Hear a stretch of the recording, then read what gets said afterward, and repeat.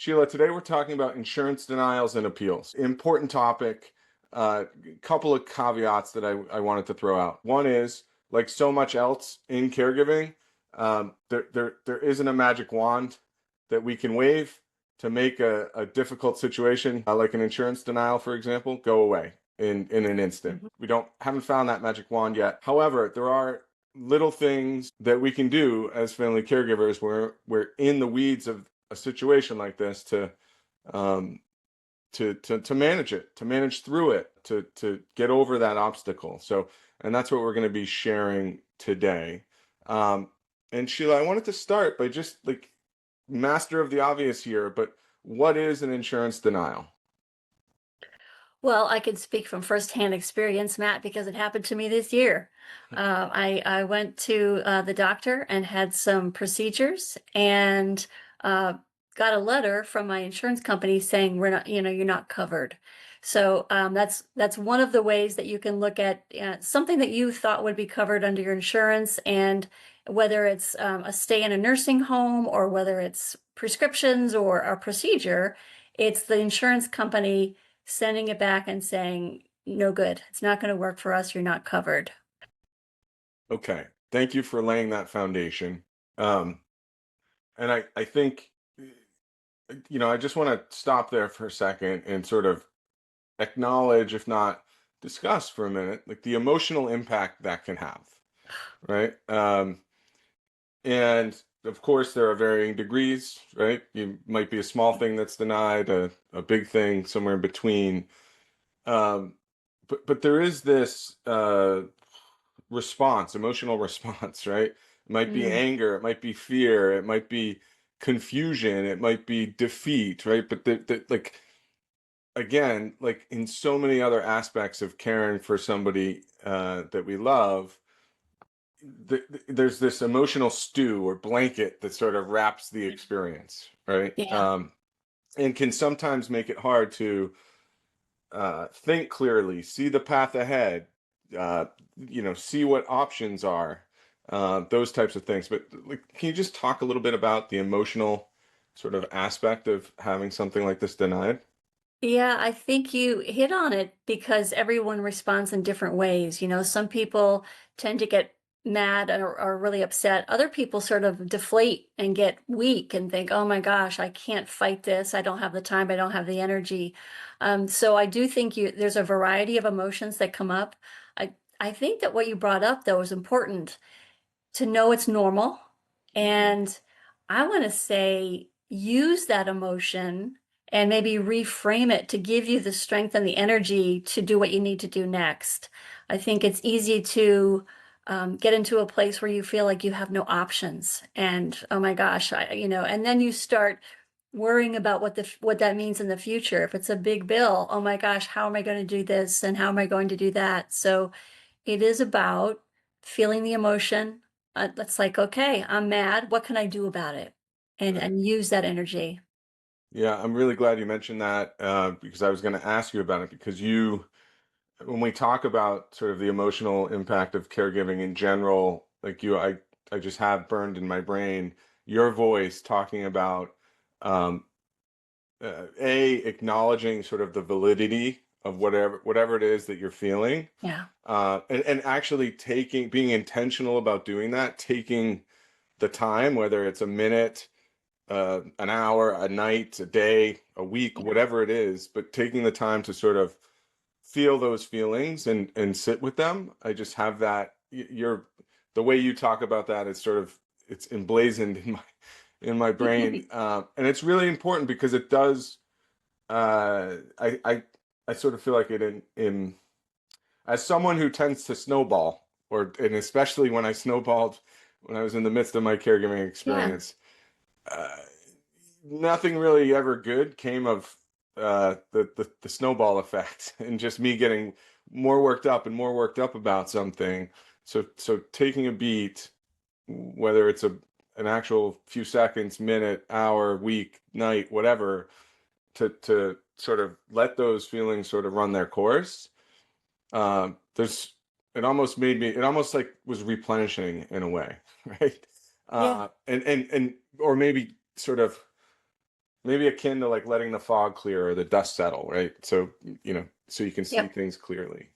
Yeah, Um, it's a normal reaction. Whatever you're feeling is normal. And a lot of caregivers are exhausted.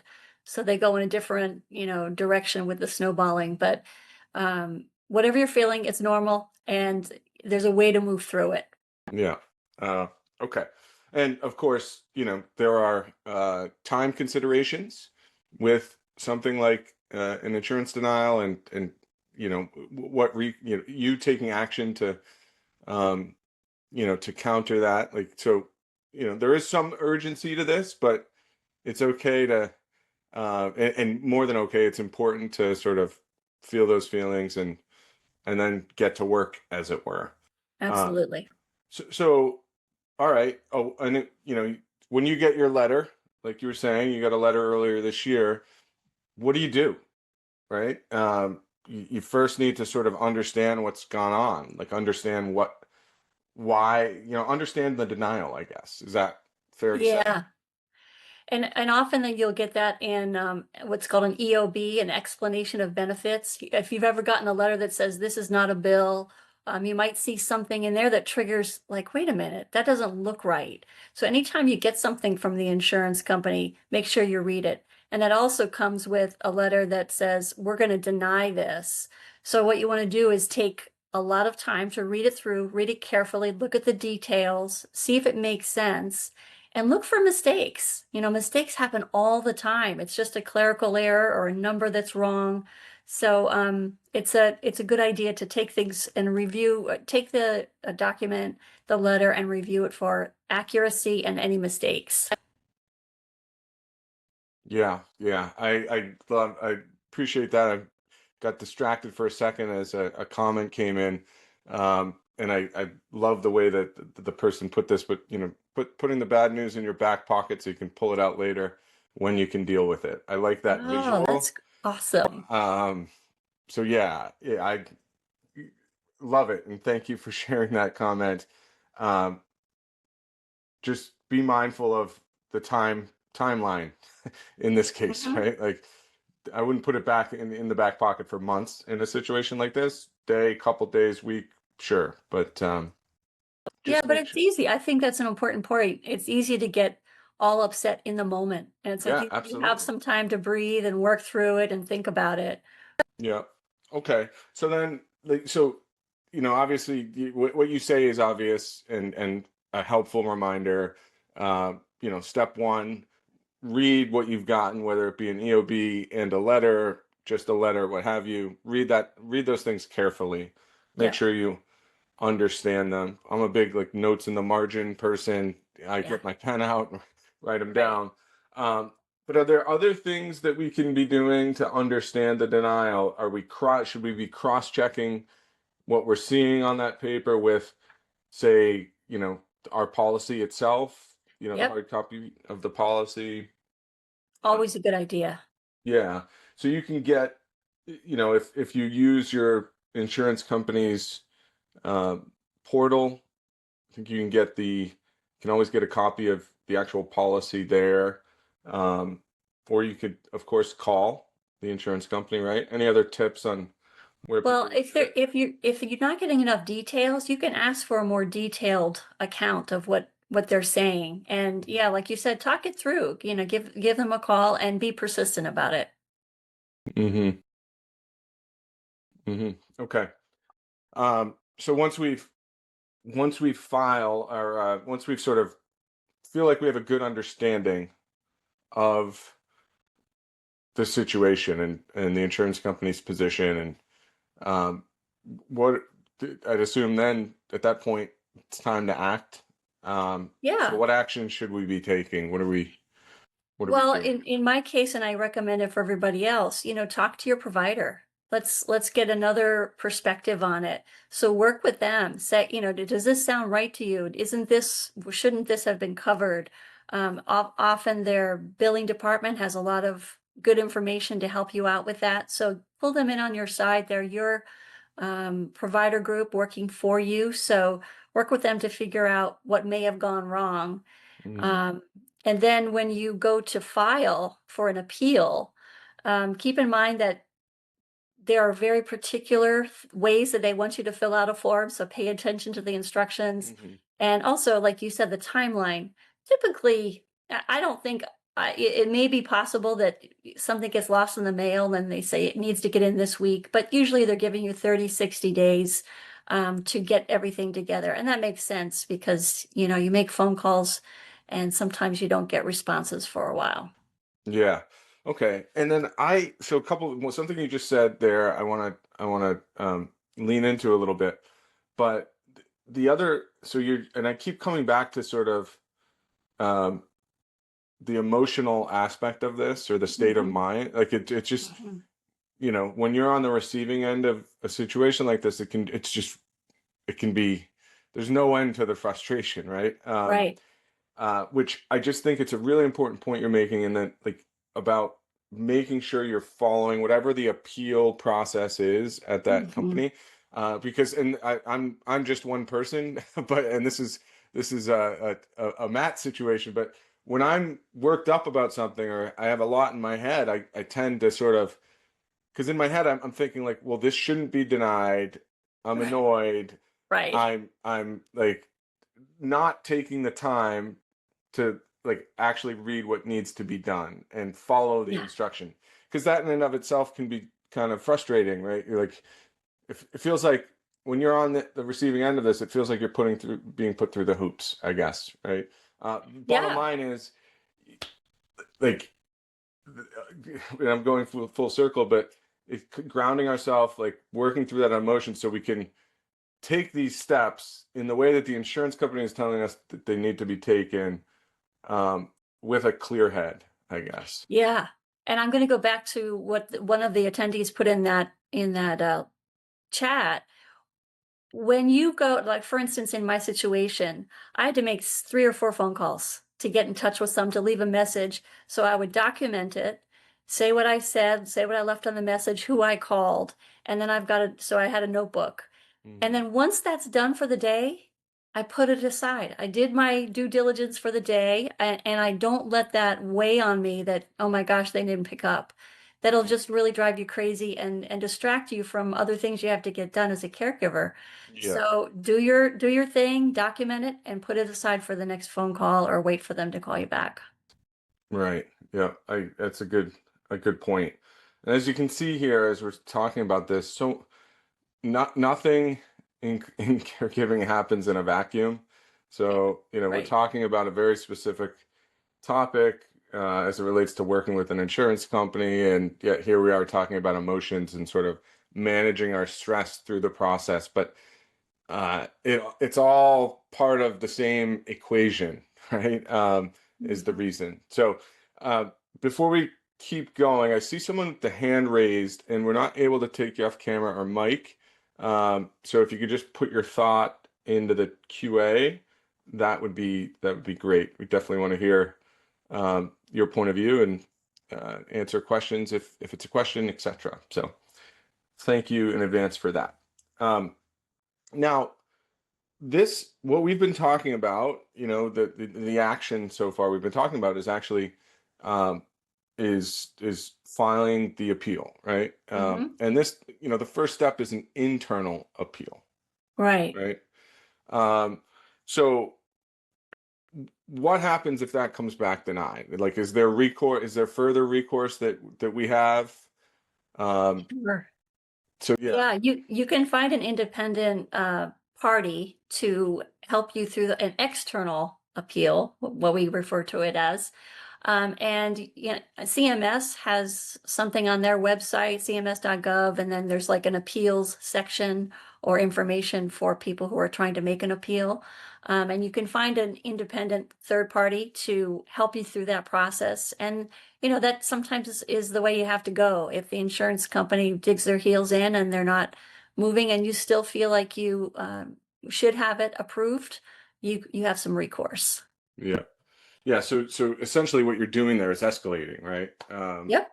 If the initial appeal, the internal appeal, meaning you're appealing the decision directly to the insurance company that denied the care or the procedure or what have you, Hmm. and you're then if that comes back, um, still denied, you'd be escalating and using this external appeal to do that, right? And I guess, the way life doesn't happen in a perfect sequence like we're talking about here, right? And this is the general order of events or order of action that needs to be taken.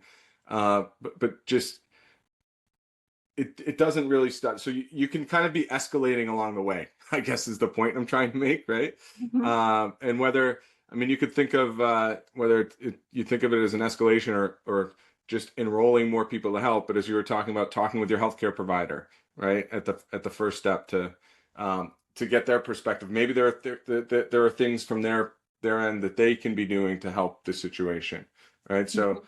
I guess an escalation mindset is sort of required throughout uh, the process, right? Yeah. Um, okay. Um, Now, what? And I see a question or a comment in the chat that's alluding to the time that this takes, Mm. right? It doesn't generally. It's not something that happens quickly. Um, so how best can we use that time, right? Because obviously, in some cases it's a very, very, very, very challenging thing, whether it be Right. financially, quality of life wise, what have you. Um, while this process that we're talking about is sort of unfolding over a period of usually months, right? Weeks, months. Right. What are there other things we can be doing to sort of um, help ourselves in that time period?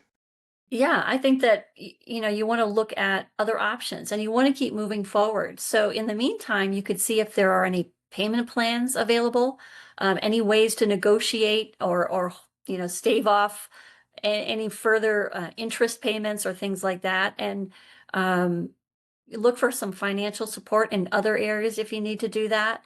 And I would ask around too with friends or colleagues or even in your provider group, their billing department might have some ideas.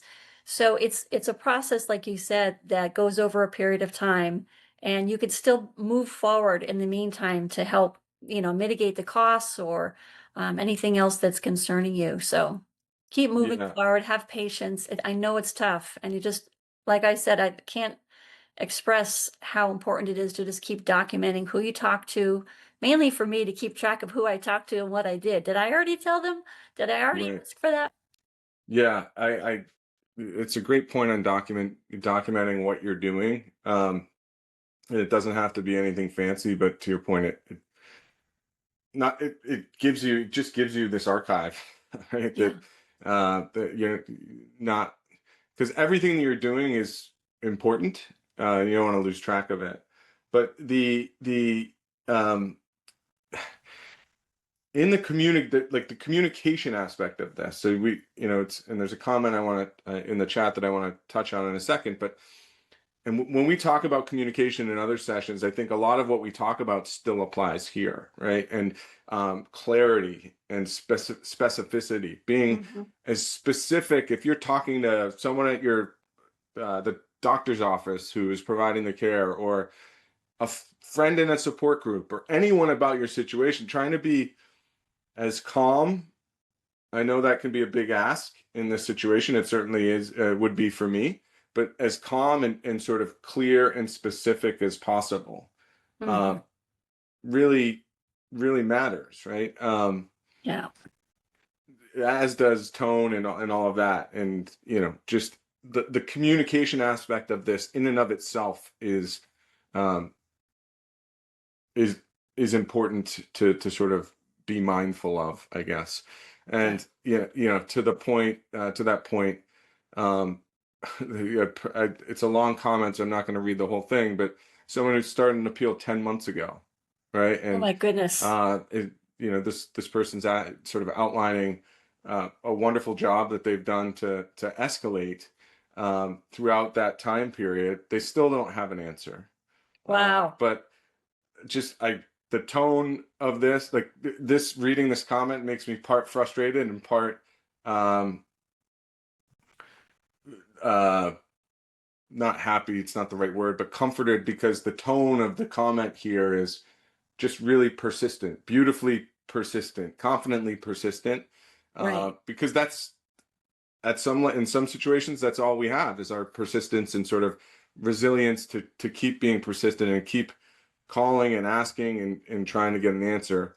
And I one comment in this is talking about the wait times and finding those very, very frustrating, like on the phone, which I can certainly relate to, um, Yeah. particularly in a caregiving situation. So thank you for sharing that. Yeah. Um, That's amazing. That's good information. yeah, yeah. So, and are there like temporary coverages that we could look for to sort of um, offset some of the financial impact in a given situation while an appeal is playing Yeah. out? Or That's what I was saying, that I really do think you can investigate options for coverage, for payment plans, for, and like I said, you could ask your community, you can ask the insurance company themselves, your provider group. mm, Um, but you just want to get as many people in the conversation as possible, because there's a lot of people out there who have said, "Hey, this is what worked for me, try that." And you'd be surprised at how many times it's a mistake. So I mm, just keep that in mind, that it could be something simple. Not saying it always will be, but always keep that in your awareness, that there's a possibility. It's just a mistake, a clerical mistake. yeah, um, a possibility. Yeah. Yeah, but I love the point, Sheila. And that, this is like we said at the top. I think you agree, but I so wish we could come to these sessions on a topic like this and say, hey, we have the easy button, right? Foolproof, Right, three-step. to make it go away. Yeah. It's Right. just not. Uh, Very few aspects of caregiving in general come with that easy button or magic wand, and this certainly isn't one of them. But like in so many other things we talk about, um, there are little things that we can be doing that add up to us uh, finding the strength, the resilience we need to do the stuff that needs to be done, right? Right. And rectify a situation, or at least get closure, even if it's Hmm. not the result that you're looking for.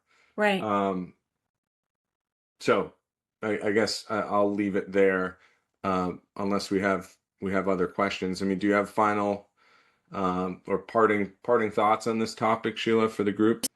I think all the things we talked about, Matt, I think acknowledge the emotions that come up. They're normal.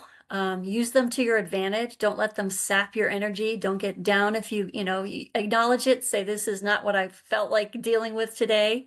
But understand you have the capacity to act, and you have the agency and the right to act on your behalf. There are answers out there. It may take time, but be persistent and be patient, and know you're not alone. Yeah. I love that you use the word agency, because that's if we boil this down, right? Like I feel like that's a really important part of this, Hmm.